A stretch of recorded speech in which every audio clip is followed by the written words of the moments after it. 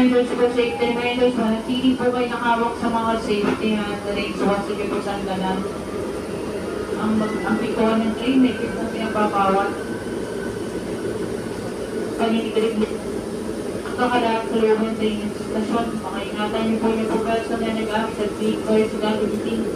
Paglabas, inatid po kayo sa pagkakbang. Sa pagitan ng train.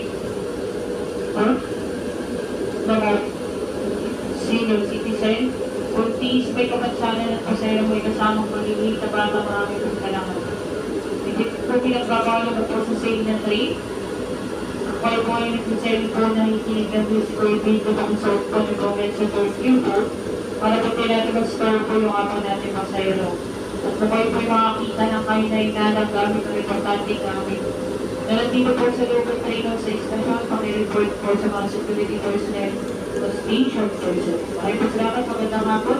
Next station po din sa Ito Kalopito po bukas ang dating natin sa station. Po, mag-ingat kayo sa nandun.